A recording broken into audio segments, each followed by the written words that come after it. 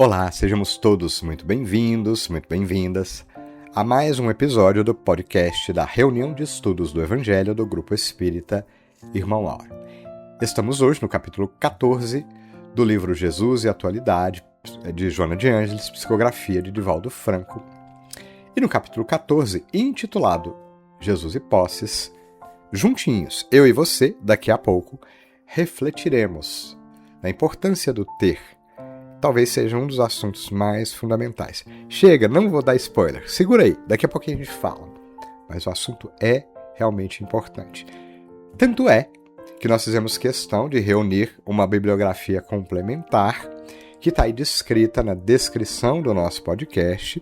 E para facilitar, a gente coloca até o link. Muito fácil, é só clicar que já abre a página da mensagem complementar direto, te convidando para a gente aprofundar o estudo. Porque Joana de Ângeles, né, gente, é sempre um desafio. Precisa da ajuda de Emmanuel, de André Luiz, de Allan Kardec, enfim, essa é a nossa proposta. Tá? Por isso o nosso convite de sempre. E aqui também a gente já vai te convidar para um segundo momento, que é a nossa live, um outro momento de reflexão, outra oportunidade da gente aprofundar os conceitos aqui ditos, tá? Acontece no mesmo dia do lançamento do podcast, hoje aos sábados. A live começa às 17h50. É curtinho? É, mas é um tempo a mais. Então, já fica ligado aí, a gente vai divulgar o link, tá? Participe conosco aí, oportunidade a mais para a gente interagir, ok? Também fique até o final, no convite para a gente orar juntos, no nosso momento de oração, que traz sempre, hoje, a oração toda vai ser uma poesia de Maria Dolores, tá? Imperdível, muito bela, ok? Dito tudo isso, daqui a pouquinho eu volto, tá? Mas eu preciso te convidar. Vamos ouvir?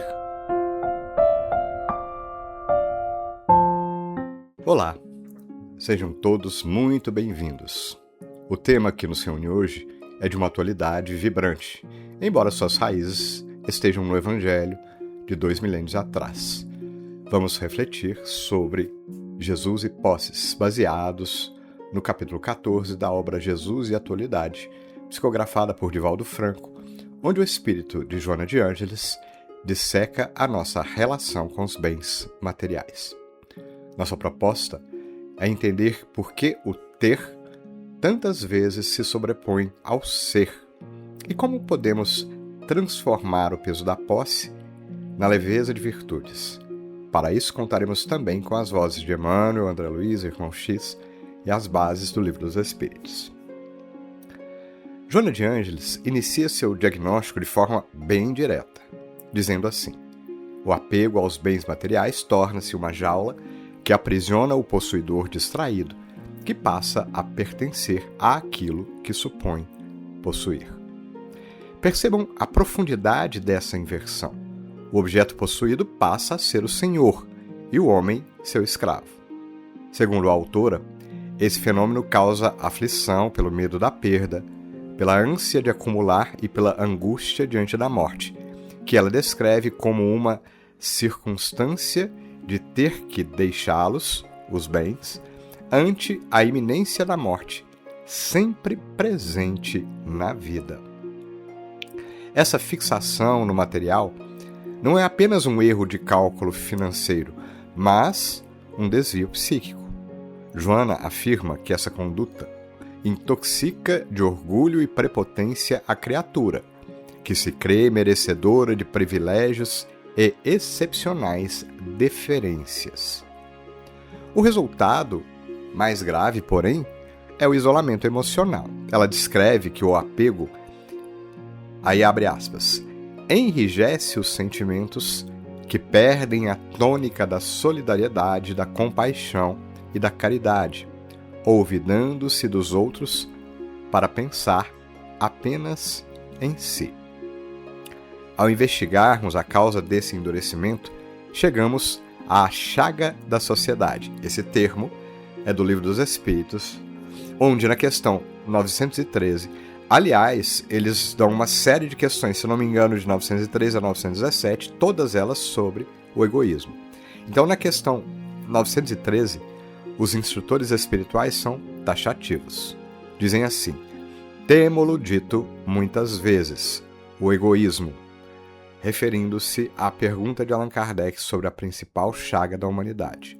E aí eles prosseguem: daí resulta todo o mal.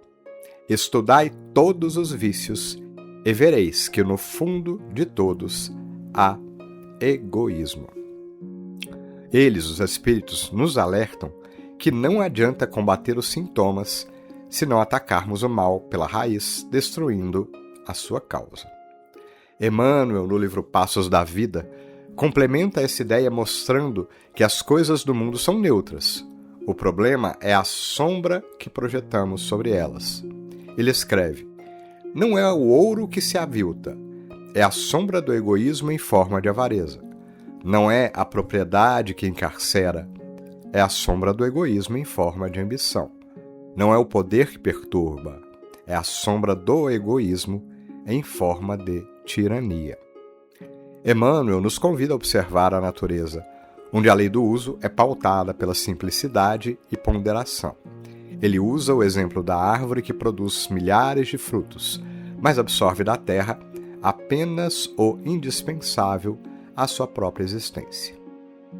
Frequentemente, nos absolvemos da avareza por não sermos grandes acumuladores de fortunas. No entanto, Emmanuel, em Vinha de Luz, expande esse conceito de forma inquietante. Diz ele assim: a avareza não consiste apenas em amealhar o dinheiro nos cofres da mesquinhez. Toda avareza é centralização doentia, preparando metas de sofrimento. Ele nos chama a atenção para o fato de que quem vive apenas buscando compensações para si mesmo não passa de um avaro infeliz. Joana de Ângeles, retornando a lição em contrapartida, nos oferece uma definição libertadora de riqueza. Diz ela: rico é todo aquele que doa, assim espalhando os recursos que se multiplicam em diversas mãos em benefício geral. Para ela, o verdadeiro rico é um investidor consciente que não paralisa o crescimento da sociedade, antes amplia sua área de realizações. A lição central aqui é que a vida do homem não consiste na abundância do que ele guarda, mas na abundância dos benefícios que ele, segundo Joana de Ângeles, esparge e semeia. O episódio evangélico do jovem rico serve como espelho para as nossas próprias contradições. Joana de Ângeles descreve que aquele moço, embora cumpridor das exigências formais da religião, não compreendia a integração da sua existência no ideal da vida eterna. Ela revela o íntimo do rapaz de maneira muito clara. Diz assim: queria o reino, desfrutando os favores do mundo em forma dos bens que lhe facilitavam a caminhada faustosa. Anelava por seguir o amigo e fruir da sua companhia, sem contribuir com nada. Ter mais, sem despojar-se de algo, era o seu intento. Essa dificuldade de despojar-se é o que nos mantém na retaguarda. O espírito Irmão X, no livro Lázaro Redivivo, utiliza uma imagem poderosa para nos descrever. Diz ele assim: somos minúsculos sóis revestidos de lama, que, por egoísmo, exigimos satélites para a nossa órbita. Ele lamenta que raríssimos espíritos encarnados se recordam da conquista de si mesmo através da posse gradual da virtude santificante e da sabedoria libertadora, o que os leva a atravessar a morte como desesperados, lamentando a perda do instrumento físico. Um dos pontos mais fortes do texto de Joana de Ângeles é o choque da realidade sobre a propriedade. Diz ela: verdadeiramente, o homem nada possui, nem a si mesmo ou a sua vida, tornando-se usuário de tudo quanto lhe chega e passa. Ela nos ensina, então, que se no século desfrutamos, na vida permanecemos. Portanto, a atitude correta é a do mordomo transitório e não dono permanente, que sabe que deve prestar contas dos valores que lhe foram confiados. Esse senso de responsabilidade exige justiça. Emmanuel, em Passos da Vida, afirma: sejamos justos e entenderemos a riqueza dos bens que o Senhor nos empresta, sabendo enxergar a indigência e o infortúnio que nos pedem simpatia e socorro. Se formos justos, perceberemos que o trabalho incessante no bem comum é a única fórmula de paz capaz de garantir nossa segurança real. Para o homem de bem, como ensina Kardec, a riqueza é um depósito no qual não se envaidece, sabendo que Deus, que a deu, também pode retirá-la. Mas como vencer as vozes internas que nos pedem para reter e acumular? Na mensagem Servidores no Além, Emmanuel lista esses diálogos mentais. Ele diz: se o egoísmo te aconselha, retém, abre as tuas mãos e distribui o bem a todos os que te cercam. Ele reforça, assim, que quanto mais dermos do que somos e temos em apoio aos outros, mais livres nos tornamos para assimilar e espargir a luz que entretece o reino de Deus. André Luiz, em Agenda Cristã, nos convida a uma mudança radical de perspectiva. Sob a ótica do Cristo, ele afirma que a renúncia será um privilégio para você e a terra deixará de ser um campo de disputa para ser uma bendita escola de aprimoramento individual, onde o egoísmo deve ser para sempre extirpado. Para encerrar, não podemos esquecer que essa mudança exige autoconhecimento diário. Retomamos, portanto, o conselho de Santo Agostinho na questão 919 do Livro dos Espíritos. Ele nos sugere, ao fim de cada dia, interroguemos a nossa consciência e perguntemos: se não faltara a algum dever, se ninguém tiver motivo para de mim se queixar. Ele propõe questões nítidas e precisas, pois vale a pena gastar alguns minutos para conquistar uma felicidade eterna. Joana de Ângeles conclui, portanto, lembrando que só existe felicidade real em quem se encontrou com a verdade e a tomou como norma de conduta. O convite de Jesus permanece o mesmo: despoja-te de tudo, dá aos outros o que seja útil e segue-me. Que possamos, a partir destas reflexões, olhar para o que chamamos de nosso não como uma jaula, mas como um recurso de auxílio. Que sejamos servidores atentos e mordomos fiéis da vida que Deus nos confiou. Uma excelente semana a todos. Muito obrigado pela atenção e até o nosso próximo encontro.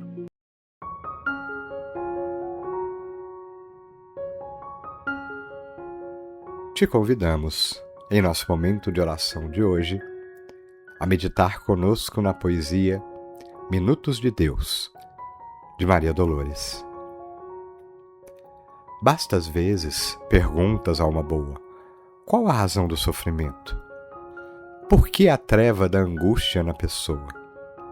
E também, vezes muitas, a recear a justa explicação, foges, de coração cansado e desatento.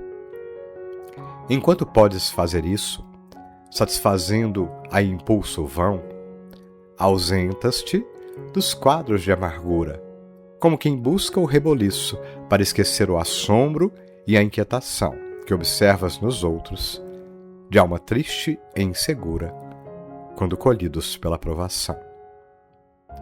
Mas, se um dia chegar em que não possas distanciar-te do recanto, em que a tristeza se conhece por neblina de pranto, por maiores as dores e os problemas, acende a luz da prece e, esperando por Deus, não te aflijas nem temas. Ora, detente, anota, pensa e escuta sobre as tribulações em que a sombra domina, quando estamos a sós dentro da própria luta, rodeados ao longe de constrangidos sirineus, é que achamos na vida os minutos de Deus, nos quais se pode registrar a palavra divina. Nas estações difíceis do caminho, que todos conhecemos por solidão, angústia, desengano, à distância de todo o burburinho em que o prazer humano lembra incêndio de sons que explode e estala. Nessas pausas de dor do pensamento, em que o tempo parece amargo e lento, é que o Verbo de Deus nos envolve e nos fala. Mesmo sem qualquer força a que te arrimes, presta a própria atenção à voz que te procura o coração nessas horas sublimes. Entretanto, não creias, perante a aceitação a que te levas, que Deus te reterá na mágoa que te invade, nas teias abismais da crueldade ou no bojo das trevas. Logo após o celeste entendimento, em que a bênção do céu se te anuncia, ressurgirás em novo nascimento, adentro de ti mesmo, como quem se revê ao sol de novo dia. Lembra o próprio Jesus, se consegues cismar em torno disso. Do berço em louvações à última Páscoa em festa, brilho e luz, a vida do Senhor foi um hino de júbilo e de amor, em música de paz e de serviço. Mas chegando ao jardim das oliveiras, ei-lo escutando o Pai horas inteiras. E através do diálogo divino, colocado em si mesmo, solitário, encontra o sacrifício por destino, desde a prisão injusta às pedras do Calvário.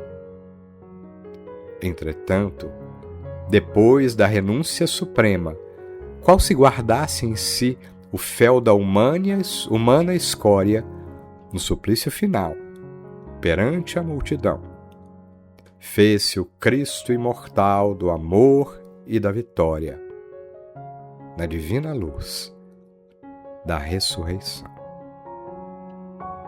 Que assim seja.